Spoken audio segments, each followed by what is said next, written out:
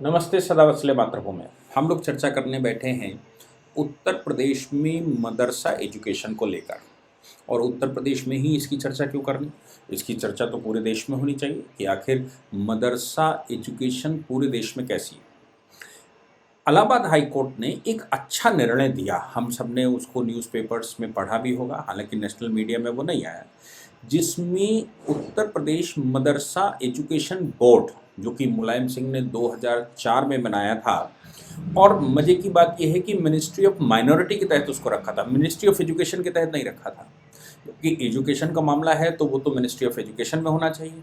माध्यमिक शिक्षा परिषद का जो बोर्ड है उसके पैरेलल एक शिक्षा परिषद का बोर्ड बन रहा हो, और वो शिक्षा परिषद का बोर्ड, मज़े की बात यह है कि वो शिक्षा परिषद का बोर्ड माइनॉरिटी एजुकेशन में तैयार हो रहा हो, माइनॉरिटी एजुकेशन माइनॉरिटी मिनिस्ट्री में आ रहा हो, यानी कि अल्पसंख्यक मंत्रालय में आ रहा हो। और उत्तर प्रदेश का अल्पसंख्यक मंत्रालय का मतलब आजम खान का मतलब जौहर यूनिवर्सिटी का मतलब इस्लामिक एजुकेशन, और दूसरों की ज़मीनें हड़प कर कब्जा करके मुसलमानों को भी जेल भेजकर वहाँ रह रहे जो बाकी परिवार, उनको गलत तरीके से मशीनरी का इस्तेमाल करके। और उससे पहले जौहर यूनिवर्सिटी बनती, क्योंकि जौहर यूनिवर्सिटी तो अखिलेश यादव के मुख्यमंत्री रहते हुए बनी थी, और अखिलेश यादव के मुख्यमंत्री रहते हुए अर्बन विकास मंत्री भी वही थे, शहरी विकास मंत्री भी वही थे, और वो माइनॉरिटी मिनिस्ट्री भी उनके पास थी। माइनॉरिटी मिनिस्ट्री के तहत जौहर यूनिवर्सिटी बनी, और जौहर यूनिवर्सिटी का रिकॉग्निशन भी राज्यपाल ने दे दिया, और परमानेंट वाइस चांसलर वो बन गए, यानी कि खानदानी यूनिवर्सिटी उनके लिए हो गई। शुक्र है ईश्वर का कि योगी आदित्यनाथ जी को मुख्यमंत्री उत्तर प्रदेश का बना दिया परमेश्वर ने, और भगवान ने मुख्यमंत्री जब योगी आदित्यनाथ जी को बनाया, जितनी एफआईआर दर्ज थी, जितना अत्याचार जौहर यूनिवर्सिटी को बनाने के लिए हुआ था, उन सब की फाइलें रीओपन हो गई। तो जो मुस्लिम समुदाय, क्योंकि वो मुस्लिम क्षेत्र है जहाँ जौहर यूनिवर्सिटी बनी, मुस्लिम समुदाय के लोगों ने ही एफआईआर कर रखी थी, वही निकल कर सामने आए, और उन्होंने कहा कि आजम खान ने ज़बरदस्ती उनके खिलाफ अत्याचार करके ये यूनिवर्सिटी बनाई है। योगी आदित्यनाथ जी की सरकार ने वो सब कुछ यूनिवर्सिटी के रिकॉग्निशन ख़त्म की, इन्वेस्टिगेशन बैठा तो मालूम पड़ा अत्याचार है। उसमें जो एनिमी प्रॉपर्टी थी, एनिमी प्रॉपर्टी भी बड़े स्तर पर कन्वर्ट कर ली गई, यहाँ तक कि कुछ स्कूल, सरकारी स्कूल भी कन्वर्ट करके कर दिए गए। तो ये था आजम खान का चरित्र। लेकिन बुद्धि तो अखिलेश यादव को रखनी चाहिए थी, जो मुख्यमंत्री थे। मैं भाई, एक चीज़ तो पक्की है कि आजम खान तो वही करेगा, क्योंकि वो एएमयू से पढ़कर आया, और एएमयू से जो व्यक्ति पढ़कर आया हो वो जो रिलीजियस एजुकेशन को बढ़ावा देकर ही सब कुछ बनाएगा। क्योंकि आप सोचिए कि फर्रुखाबाद के निवासी सलमान खुर्शीद के परिवार, उनके नाना कह लीजिए, जाकिर हुसैन ने एएमयू के बाद जामिया मिलिया बनाई थी। एएमयू और जामिया मिलिया का पाकिस्तान निर्माण में एक बड़ी भूमिका थी। तो अब अगर दोबारा करना है तो आजम खान एएमयू से पढ़कर आए, वो उनको अवसर मिलेगा तो वो बिल्कुल करेगा। और अखिलेश यादव आंख बंद करे बैठे थे। 2004 में मुलायम सिंह यादव, ये उनके भी साथी थे, 2004 में मुलायम सिंह यादव ने मदरसा एजुकेशन बोर्ड बना दिया, और वो भी माइनॉरिटी मिनिस्ट्री में बना दिया। आप सोचिए, अच्छा ये हुआ कि उस पर योगी आदित्यनाथ जी की सरकार ने इन्वेस्टिगेशन करना शुरू कर दिया, और उस पर इन्वेस्टिगेशन मदरसा रिकॉग्निशन को लेकर था। उसकी रिपोर्ट भी पिछले महीने आ गई, और मदरसा रिकॉग्निशन को लेकर जो रिपोर्ट आई उसमें पता लगा कि बड़े स्तर पर मदरसा चल तो रहा है, मदरसे को रिकॉग्निशन बोर्ड से भी नहीं है, मतलब ये मदरसा एजुकेशन बोर्ड जो बनाया था उस बोर्ड से भी रिकॉग्निशन नहीं है, लेकिन चल रहा है। कोई भी मस्जिद बनी हुई है, ऊपर के खाने में मस्जिद कने मदरसा, और मदरसे में इस्लामिक एजुकेशन। ये सब कुछ उत्तर प्रदेश में चला। हमने पीछे कई बार ये मदरसा एजुकेशन बोर्ड जो बना था, वो बोर्ड को लेकर 2 साल पहले मेरे संज्ञान में जब मामला आया था केरला का, यानी कि केरला के मदरसों को लेकर वहाँ के हाई कोर्ट ने उत्तर प्रदेश को समदर्श रखा था, तब मैंने कहा था कि उत्तर प्रदेश का मदरसा एजुकेशन भी नॉन सेकुलर कैरेक्टर का है, और चूंकि संविधान में सेकुलर कैरेक्टर बना रखा है, इसलिए कोई रिलीजियस एजुकेशन के लिए सरकार कैसे इनिशिएट कर सकती है। ये अवैधानिक है, ये असंवैधानिक है, और इसको असंवैधानिक घोषित करना चाहिए। शुक्र है इलाहाबाद हाई कोर्ट का कि मेरी कही हुई 2 वर्ष पहले की वो बात हाई कोर्ट में फंसी, किसी ने वीडियो देख मतलब किसी ने लेक्चर देखा हो या जो स्वप्रेरणा से कर रहा हो, कुल मिलाकर वो हाई कोर्ट में गया, 2 जजेस की बेंच ने, पहले तो छोटी बेंच ने मामला सुना और फिर वो जावेद की बड़ी बेंच में भेज दिया था। और Javed versus state of Uttar Pradesh के मामले में ऑनरेबल हाई कोर्ट की छोटी बेंच ने कुछ प्रश्न किए थे। उन प्रश्नों को बड़ी बेंच को, जो बड़ी बेंच में पहले से मामला चल रहा था, बड़ी बेंच को उसको सॉल्व करना था। बड़ी बेंच कैसे सॉल्व करे, ये इलाहाबाद हाई कोर्ट के सामने प्रश्न था। अब बड़ी बेंच के सामने जो प्रश्न आए वो बड़े खतरनाक थे। ये जो 2 जजेस की बेंच है, ऑनरेबल जस्टिस विवेक चौधरी, ऑनरेबल जस्टिस सुभाष विद्यार्थी, इन 2 जजेस की बेंच में जो प्रश्न थे वो ये था कि भाई मदरसा एजुकेशन अरबी, उर्दू, फारसी, इस्लामिक अध्ययन, तिब्बत दर्शन शास्त्र की शिक्षा देने के लिए बनाया गया था। क्या इस कानून में ये प्रावधान करना कि एक पार्टिकुलर विशेष समुदाय के लोग ही इसके वाइस चांसलर और अधिकारी होंगे, क्या ये सेकुलर एजुकेशन को बढ़ावा देता है? जब आप तिब्बत पढ़ाएंगे, जब आप दर्शन शास्त्र पढ़ाएंगे, तो फिर किसी पार्टिकुलर रिलीजन के लोगों की यहाँ नियुक्ति की जा सकती है, उसको रिजर्व किया जा सकता है। दूसरी बात यहाँ पर आई थी कि भारत में धर्मनिरपेक्ष संविधान के साथ किसी विशेष धर्म के व्यक्तियों को शिक्षा उद्देश्य के लिए बोर्ड में नियुक्त किया जा सकता है क्या? सवाल बड़ा गंभीर है। तीसरा प्रश्न यह है, अधिनियम बोर्ड को यूपी सरकार के अल्पसंख्यक मंत्रालय के तहत कार्य करने का प्रावधान कर सकता है क्या? जबकि ये एजुकेशन का मामला है, सरकार उसको फंडिंग कर रही है, सरकार के मातहत वो चल रहे हैं, तो क्या ये जो उत्तर प्रदेश का माध्यमिक शिक्षा परिषद है या जो बोर्ड है, जो भी बोर्ड है, यूपी बोर्ड के तहत आनी चाहिए या फिर ये माइनॉरिटी मिनिस्ट्री के तहत आने? ये सवाल बड़ी बेंच के सामने कर दिए थे। उससे पहले उत्तर प्रदेश सरकार ने अभी 2 महीने पहले एक बात निकाल कर लाए कि विदेशी फंडिंग इन मदरसों को होती है। मतलब वो सरकार से एड लेते हैं, वो तो सरकार से एड लेते हैं, वो अलग हैं, वो व्यापार खोल रखा है उन्होंने। और मजे की बात है, जितने स्टूडेंट हैं उससे कम, थोड़े ही कम मदरसे हैं, तो क्या एक स्टूडेंट एक मदरसे में पढ़ता है? और मजे की बात यह है कि उत्तर प्रदेश सरकार उसको ग्रांट देती है। अखिलेश यादव उसकी ग्रांट बना गए थे। तो ये मदरसे खोलकर अपने घरों में, आपने बहुत जगह जो उत्तर प्रदेश के रहने वाले लोग हैं उन्होंने देखा होगा कि मुस्लिम क्षेत्र में जाइए तो मदरसे का बोर्ड लगा है, कुछ नहीं, रहते वही हैं, मदरसे का बोर्ड लगा, 10-5 हज़ार रुपये उनको मिलते हैं महीने के ग्रांट के रूप में। बढ़िया घर का खर्चा चलता है और इस्लाम को बढ़ाते हैं, लेकिन एजुकेशन किसी को नहीं देते।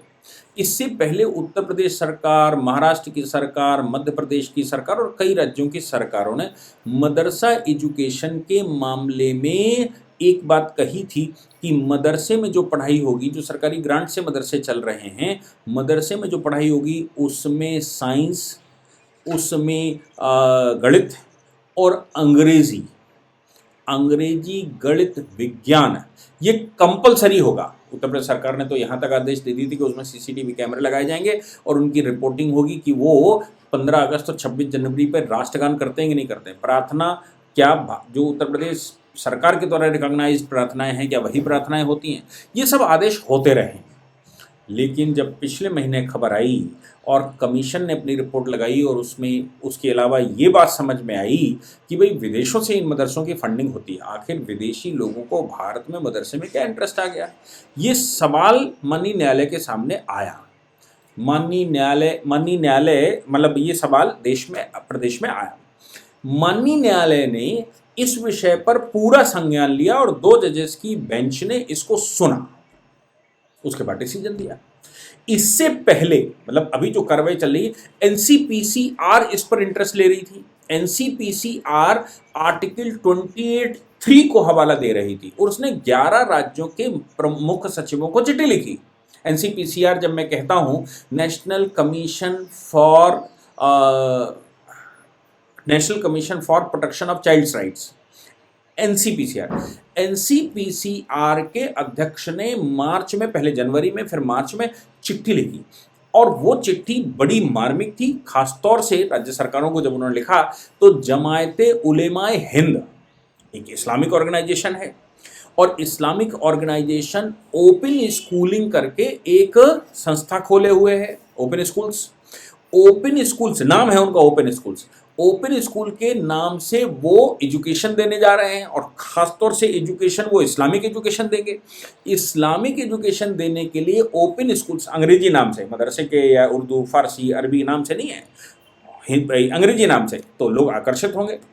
ओपन स्कूल्स जिनका नाम दिया गया है और उनको रिकॉग्निशन, भाई कोई भी स्कूल खुलेगा तो रिकॉग्निशन चाहिए, रिकॉग्निशन उसको ले ली नेशनल इंस्टीट्यूट ऑफ ओपन स्कूलों से, NIOS। आपको याद होगा स्मृति ईरानी जी जब एजुकेशन मिनिस्टर बनी थी तो उन्होंने कहा था आवश्यक नहीं है कि आप स्कूल में आकर ही पढ़ें, अगर आप नहीं पढ़ सकते कोई काम करते हैं तो NIOS से डिग्री लीजिए, वहाँ पर एग्जाम दीजिए।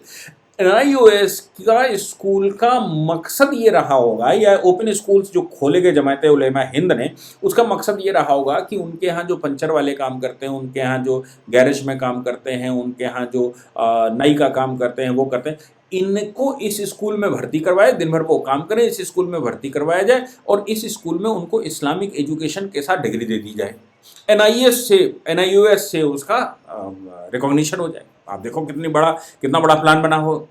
NCPCR को जब ये बात पता लगी तो NCPCR ने इसका विरोध कर दिया। उन्होंने कहा कि आप सिर्फ एक बात बताइए कि बच्चों को इस्लामिक एजुकेशन दी जा सकती है क्या। अब इस बात को लेकर आर्टिकल 28 सब आर्टिकल 3 का हवाला दिया, और आर्टिकल 28 सब आर्टिकल 3 कहता क्या है वो और बड़ी बात है। आर्टिकल 23 सब आर्टिकल 3 ये कहता है कि किसी भी व्यक्ति का मतलब है किसी भी व्यक्ति को, no person attending any educational institution recognised by the state और receiving aid out of the state funds, या तो राज्य ने रिकॉग्नाइज, या तो सरकार ने रिकॉग्नाइज कर रखा हो, या फिर सरकार ने उसको एड दी हो, उनमें से तो कोई भी बात हो, उनके अंदर किसी भी व्यक्ति को रिलीजियस एजुकेशन देने के लिए बाध्य नहीं किया जा सकता, या उसको रिलीजियस एजुकेशन अटेंड करने के लिए नहीं कहा जा सकता, और ऐसे विद्यालयों में रिलीजियस एजुकेशन नहीं दी जा सकती। अब ये चूंकि कॉन्स्टिट्यूशन का आर्टिकल 28 सब आर्टिकल 3 ऐसा कह रहा है तो NCPCR ने ये पूछ लिया और उन्होंने कहा कि आप मुझे बताइए कि इन स्कूलों में जो ओपन स्कूल की बात अलग, ओपन स्कूल तो एक बात है, इसके अलावा जो मदरसे बने हुए हैं, मदरसों में हिंदुओं या नॉन मुस्लिम्स को भी पढ़ाने की व्यवस्था की हुई है। नॉन मुस्लिम्स में बात की जाए तो चाहे वो ईसाई हो, चाहे वो बौद्ध हो, चाहे वो जैन हो या कोई और हो, नॉन मुस्लिम्स को इसमें पढ़ाया जा रहा है। तो इसकी सूचना दें कि कितने बच्चे जो नॉन मुस्लिम्स हैं वो मदरसे में पढ़ाए जा रहे हैं। अब देखिए कितने बच्चे जो नॉन मुस्लिम्स हैं वो मदरसे में पढ़ाए जा रहे हैं, ये सवाल है। जब ये लेटर चला गया 11 राज्यों के मुख्य सचिवों को, एक ने भी जवाब नहीं दिया। एक को भी इतनी फुर्सत नहीं मिली कि वो जवाब दे लेते, वो जवाब ढूंढ लेते और ये बताते कि नहीं साहब भैया हमने इस पर काम किया है और इतने नहीं इतने हैं। अब इस बात को लेकर उन्होंने दोबारा चिट्ठी लिखी और दोबारा चिट्ठी लिखते समय ये कहा गया कि ये जो व्यवस्था बता रहे हो इसमें आप जवाब क्यों नहीं देते। इसका मतलब जनवरी 2024 में पहली चिट्ठी लिखी गई थी 11 राज्यों को। इन राज्यों के नाम हैं हरियाणा, मध्य प्रदेश, गोवा, तेलंगाना, झारखंड, केरला, कर्नाटका, छत्तीसगढ़, आंध्र प्रदेश, मेघालय और अंडमान निकोबार आइलैंड।